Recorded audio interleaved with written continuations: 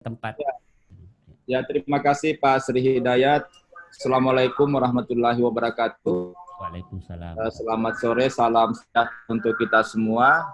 Bapak dan Ibu yang saya hormati, kita ketemu lagi untuk kedua kalinya. Ini materi saya yang kedua dan terakhir dalam pelatihan ini.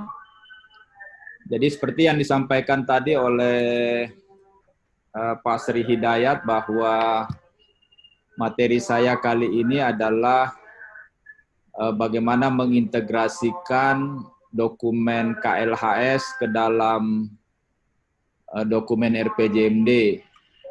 Jadi saya kira kita semua paham bahwa dokumen KLHS itu disusun sebagai salah satu input bagi dokumen RPJMD. Tapi dokumen RPJMD sendiri saya kira sebuah dokumen yang cukup rumit Bapak dan Ibu. Kira sebagian teman-teman di pelatihan ini sudah pernah terlibat di dalam penyusunan dokumen RPJMD, bahkan barangkali terlibat dalam proses-proses pendampingan penyusunan RPJMD sejumlah daerah. Jadi materi ini mungkin katakanlah sekedar penyegaran saja kembali untuk menyamakan persepsi kita mengenai RPJMD dan kemudian mengintegrasikan dokumen KLHS ke dalam RPJMD.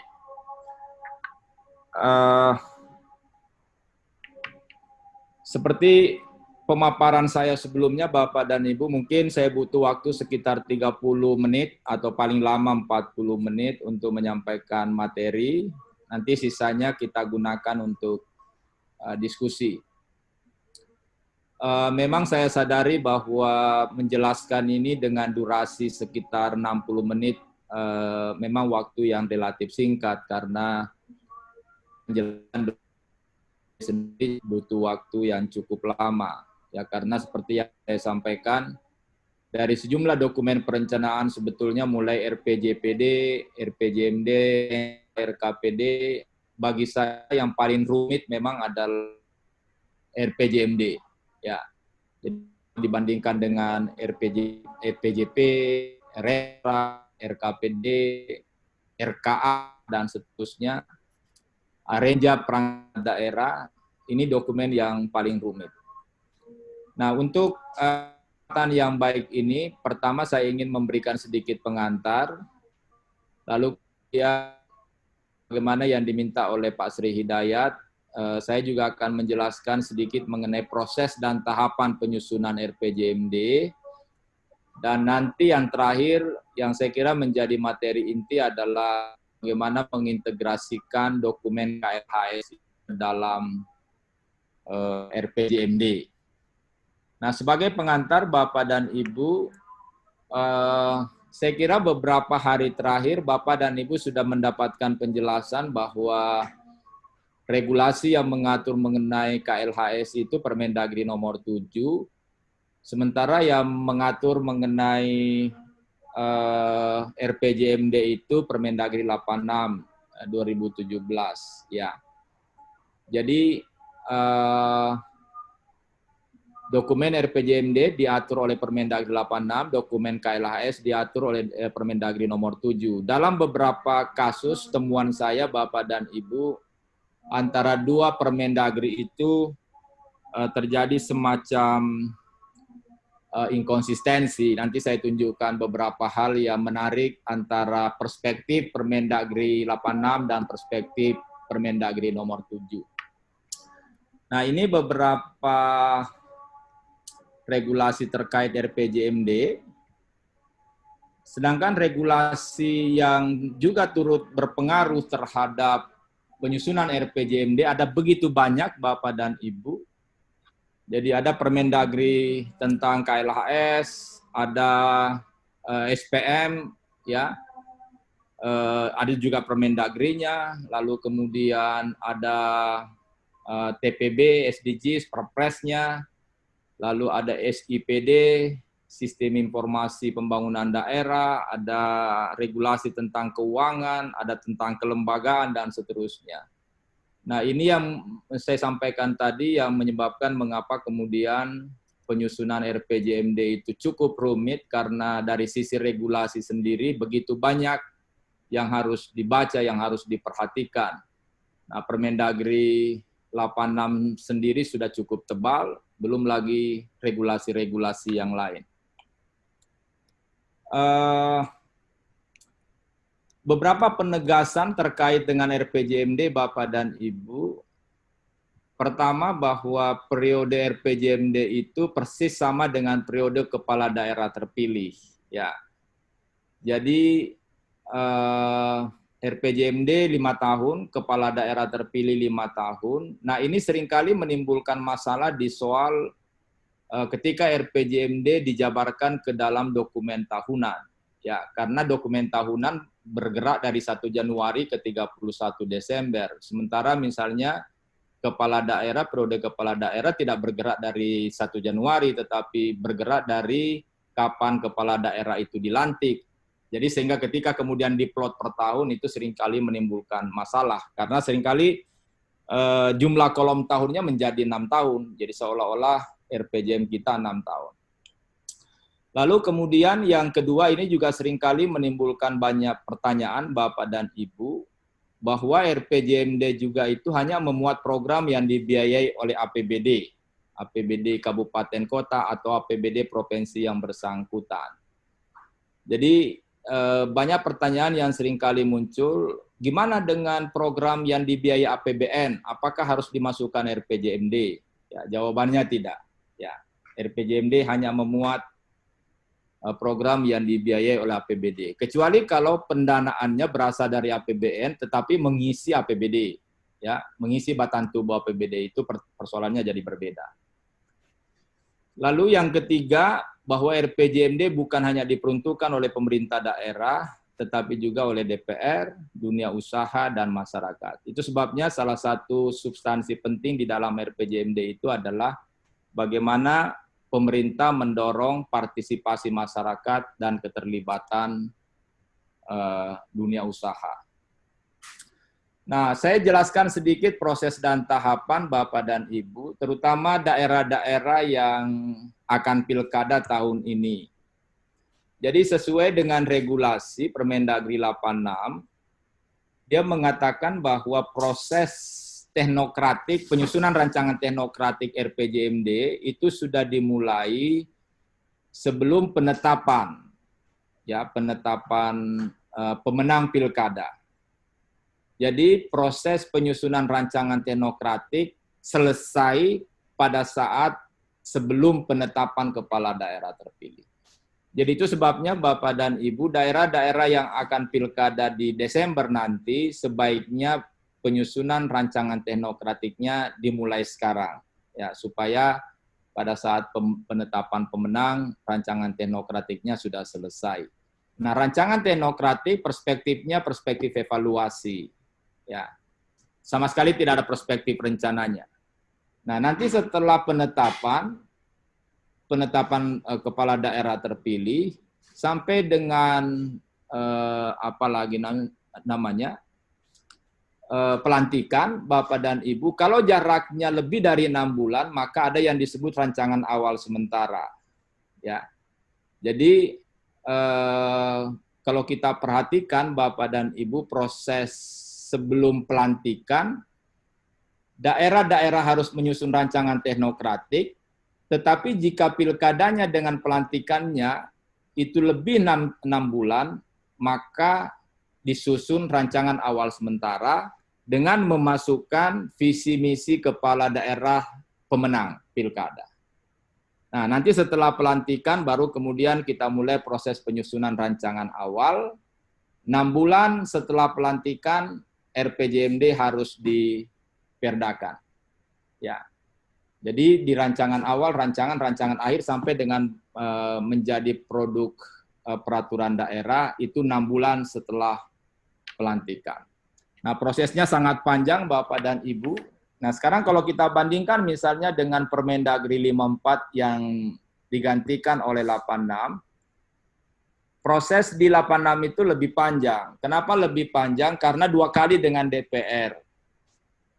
Lalu 2 kali juga dengan provinsi, Bapak dan Ibu. Ya, jadi di rancangan awal sudah dikomunikasikan dengan DPR, lalu kemudian sebelum diperdakan rancangan akhir dibawa ke DPR, itu juga dibahas lagi di DPR. Begitu juga dengan kabupaten kota ke provinsi, provinsi konsultasi ke pusat, itu juga 2 kali. Ya, jadi itu sebabnya prosesnya menjadi cukup panjang.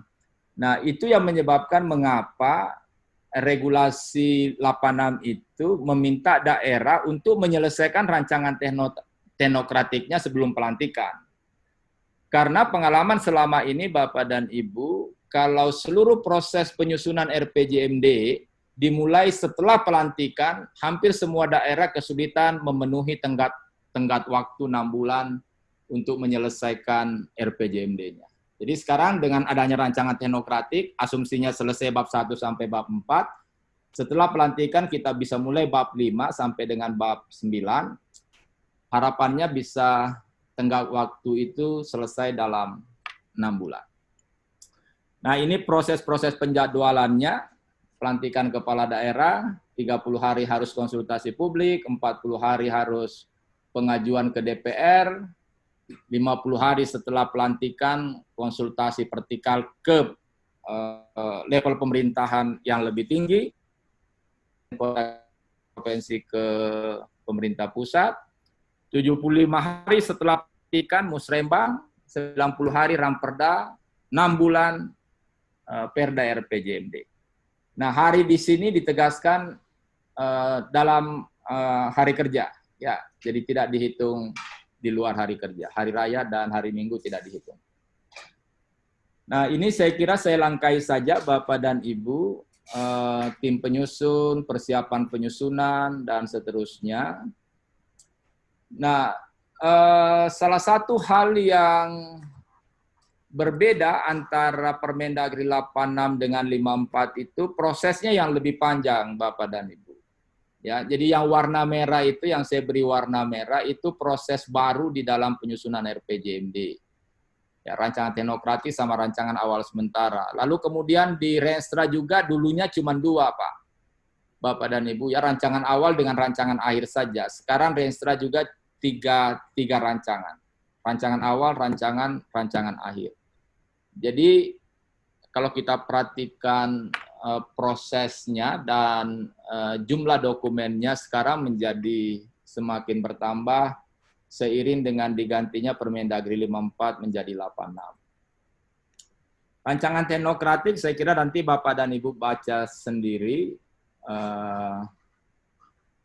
Ini pendekatan saya kira penting saya jelaskan Bapak dan Ibu. Jadi dulu di Permendagri 54 dikenal cuma satu pendekatan, ya, pendekatan politik, teknokratik, partisipatif, top down, bottom up. Nah, di Permendagri 86 ditambahkan satu pendekatan lagi, sehingga pendekatan yang saya sebutkan tadi, politik, teknokratik, dan seterusnya itu, di Permendagri 86 disebut dengan pendekatan berorientasi proses. Lalu, pendekatan baru yang diusulkan di Permendagri 86 itu adalah pendekatan berorientasi substansi.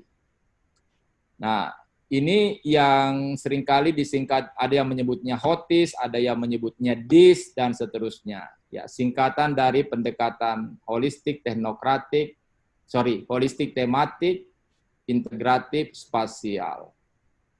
Jadi, sekali lagi, sekarang di dalam penyusunan dokumen RPJMD menggunakan 2 pendekatan, satu pendekatan proses, satu pendekatan substansi. Nah, pendekatan substansi itu yang baru di dalam Permendagri 86. Nah, substansi dan muatan saya kira Bapak dan Ibu, ini penting saya tegaskan karena seringkali ada persepsi berkembang di teman-teman, terutama yang mengikuti musrembang RPJMD maupun konsultasi publik, seringkali menganggap bahwa dokumen RPJMD itu tidak harus sepenuhnya mengikuti visi misi kepala daerah terpilih.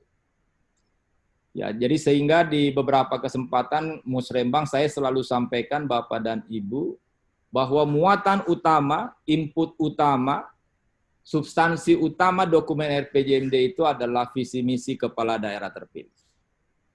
Jadi Bapak dan Ibu suka atau tidak suka dengan visi misi kepala daerah, regulasi mengatakan bahwa dokumen RPJMD muatan utamanya, input utamanya adalah visi misi kepala daerah terpilih.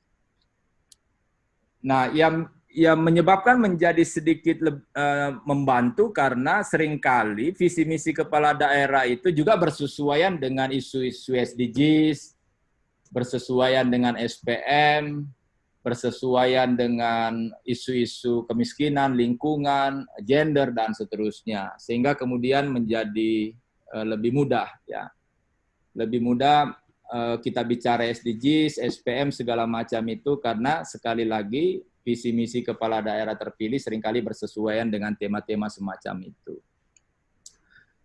Nah, yang berikutnya Bapak dan Ibu, visi misi kepala daerah pada saat pilkada yang kemudian naskahnya di store di KPU itu murni pendekatan politik, ya. Sementara dokumen RPJMD itu dari sisi proses menggunakan 4 pendekatan.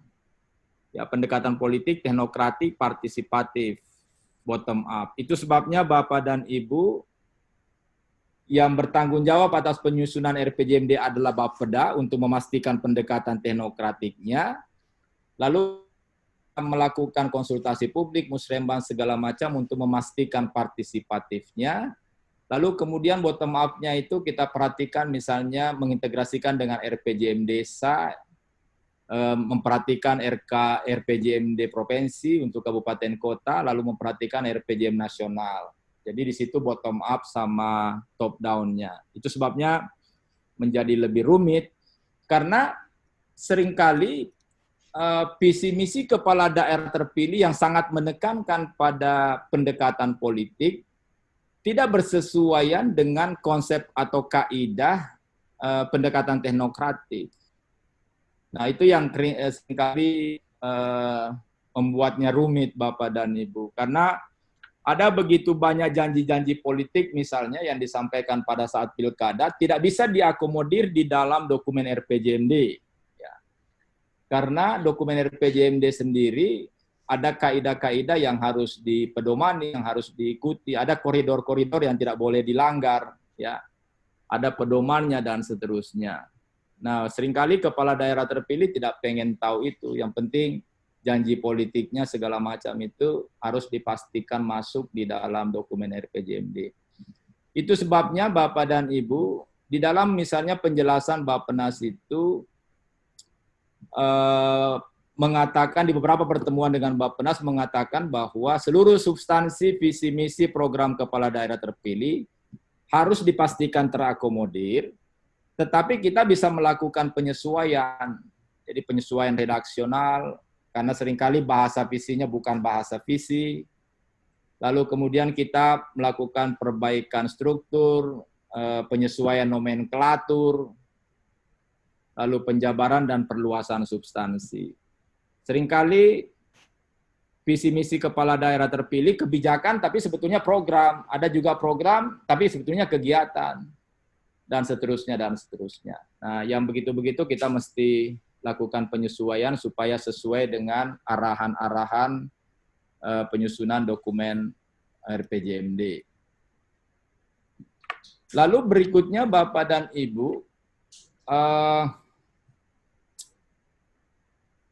kalau kita perhatikan visi misi kepala daerah itu lebih banyak menekankan pada activity dan input base. Jadi kalau kita perhatikan visi misi kepala daerah pada umumnya mengatakan saya pengen bangun ini, saya pengen bagi-bagi ini, saya pengen dirikan ini dan seterusnya. Jadi lebih banyak bicara tentang apa yang mau dikerjakan. Nah, sementara dokumen RPJMD itu dia merupakan dokumen outcome dan impact base. Apa yang ingin dihasilkan, apa yang ingin dicapai, sasaran apa yang ingin diwujudkan.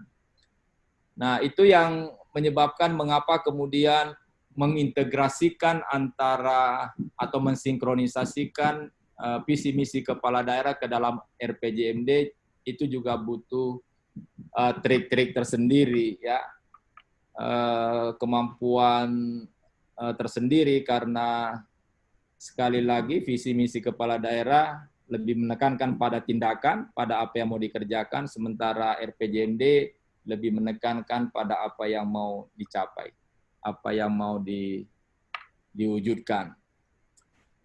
Nah, tantangan dalam pengintegrasian saya kira Bapak dan Ibu baca, saya sudah jelaskan tadi banyak hal. Lalu kemudian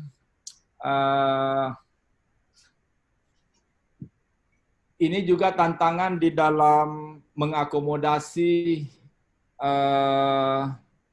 seluruh aspirasi di dalam penyusunan dokumen. Saya beberapa kali mengikuti musrembang atau konsultasi publik RPJMD, seringkali interupsi misalnya dari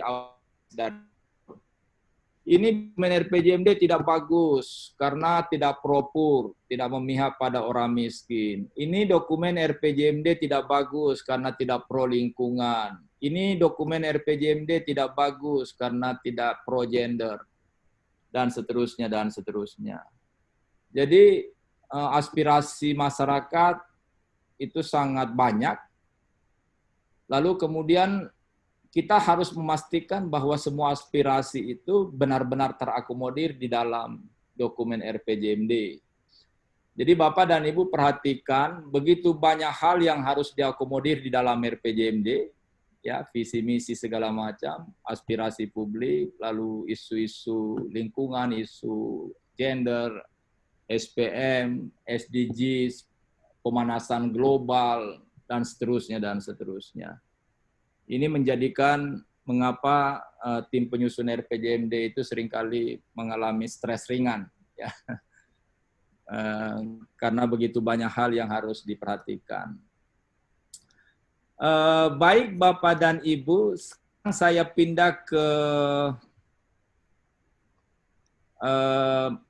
yang menjadi inti dari materi hari ini.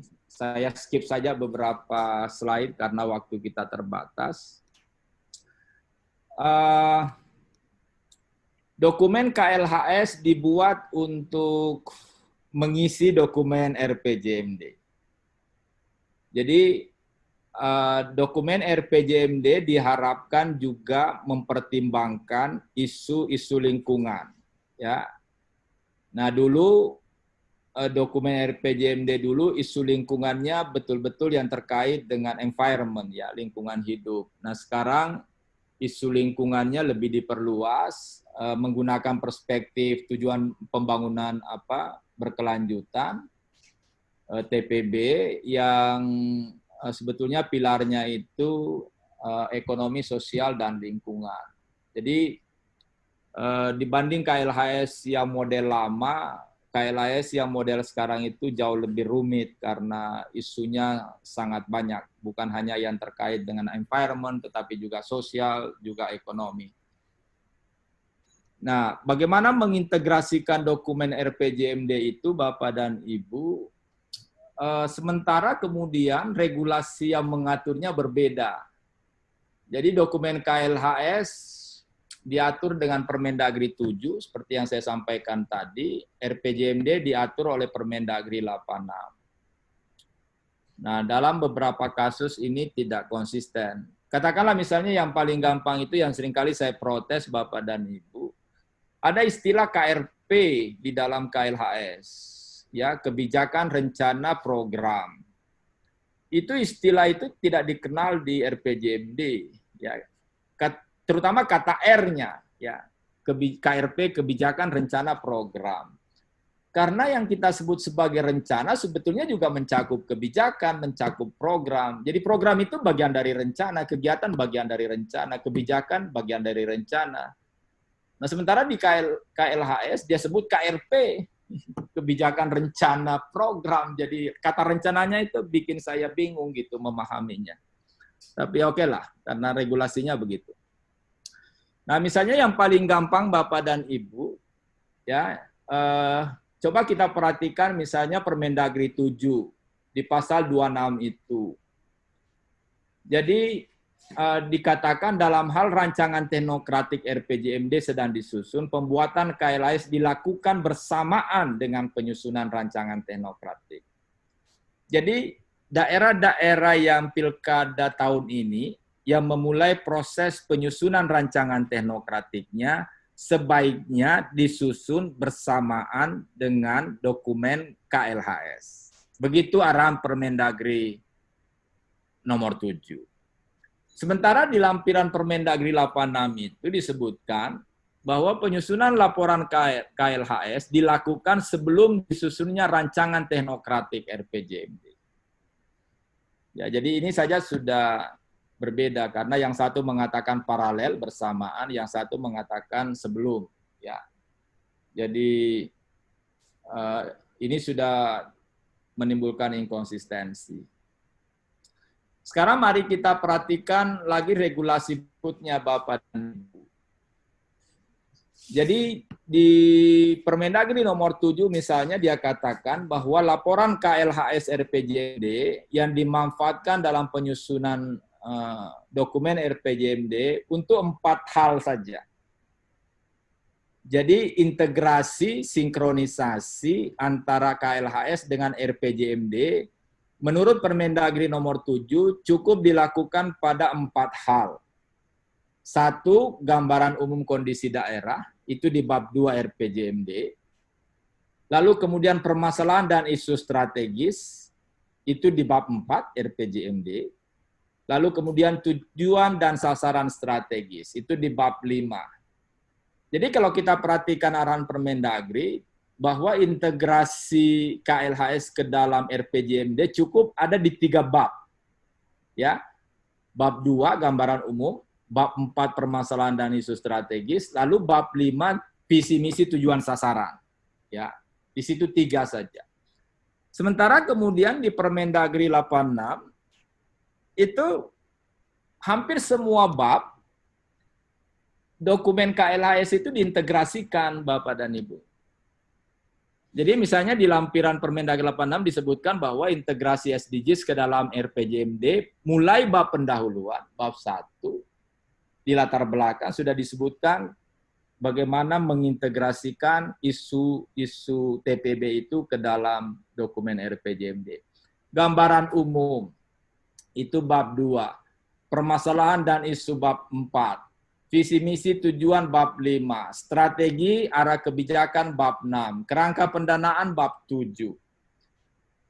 Jadi kalau kita perhatikan lampiran Permendagri 86, cuman bab 3 saja yang kita tidak integrasikan dokumen KLHS. Karena di bab 3 itu bicara tentang gambaran pengelolaan keuangan daerah, ya, yang saya jelaskan kemarin, APBD. Jadi kalau kita perhatikan lampiran Permendagri 86, bab yang tidak menyinggung isu KLHS di dalam dokumen RPJMD hanya di bab 3. Selebihnya itu harus diintegrasikan. Nah, jadi seperti itu inkonsistensinya Bapak dan Ibu. Ya. Beberapa hal yang menarik saya kira juga menimbulkan diskusi atau perdebatan di para. Misalnya apakah konsep atau istilah yang digunakan antara Permendagri nomor 7 dengan Permendagri 86 memiliki makna yang sama. Ya, jadi ada beberapa istilah misalnya kebijakan, apalagi isu strategis. Nah, kalau kita perhatikan misalnya definisi isu strategis di Permendagri 7 dan definisi isu strategis di Permendagri 86 itu berbeda sekali Bapak dan Ibu. Ya. Di Permendagri nomor 7 isu strategis itu seringkali dianggap atau didefinisikan sebagai masalah strategis. Masalah utama yang harus diselesaikan itu disebut isu strategis. Sementara di Permendagri 86 tidak begitu mendefinisikan isu. Isu strategis itu kondisi eksternal yang berpengaruh terhadap pembangunan daerah, baik langsung maupun tidak langsung, yang mendesak untuk segera diselesaikan. Begitu definisinya di Permendagri 86. Lalu kemudian yang berikutnya, apakah kerangka logis yang digunakan antara Permendagri nomor 7 dengan Permendagri 86 memiliki konsep yang sama? Nah, kalau kita perhatikan urutannya Permendagri 86, itu rantai rencananya Bapak dan Ibu, visi, misi, tujuan, sasaran, strategi, arah kebijakan, program, anggaran. Begitu urutannya. Nah, sementara urutan itu tidak sama persis di Permendagri nomor 7. Ya. Karena di Permendagri nomor 7 seringkali kebijakan baru strategi. Ya, sementara di Permendagri 86 strategi baru arah kebijakan.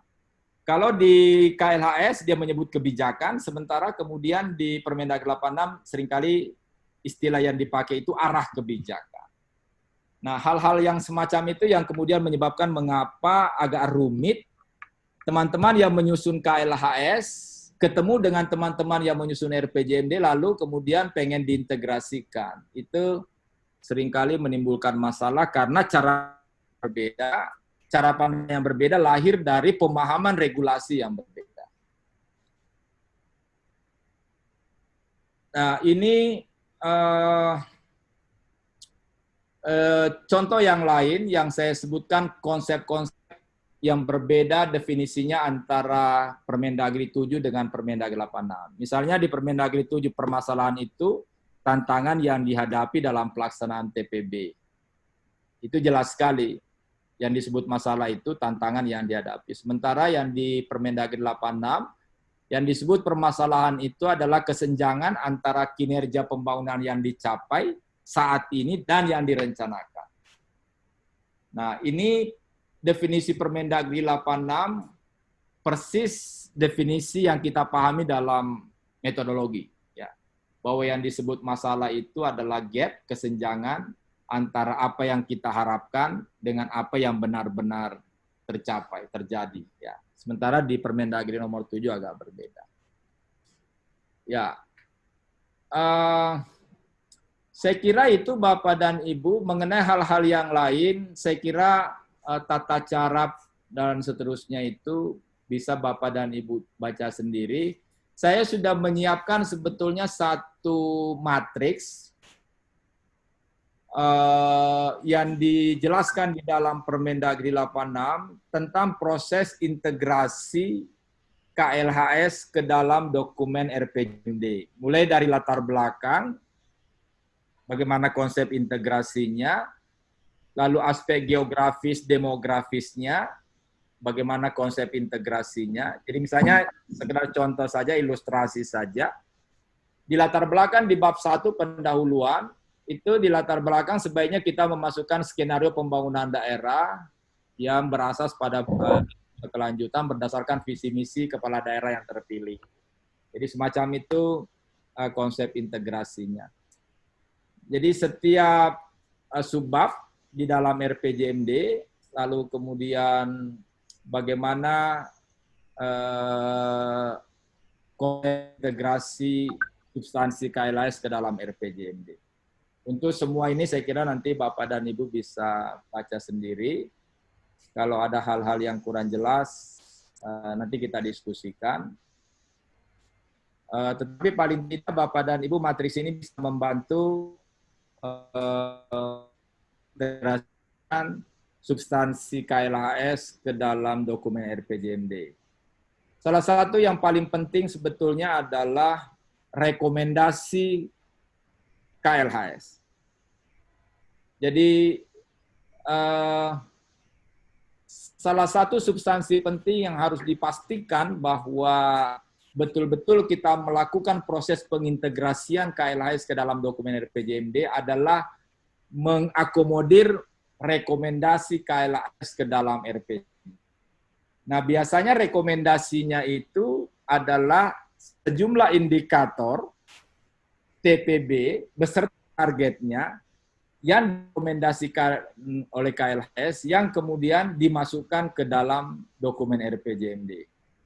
Nah, pengalaman selama ini Bapak dan Ibu, rekomendasi itu kira-kira berada di kisaran 30 sampai 35 indikator dan yang rekomendasinya KLHS untuk dimasukkan ke dalam dokumen RPJMD.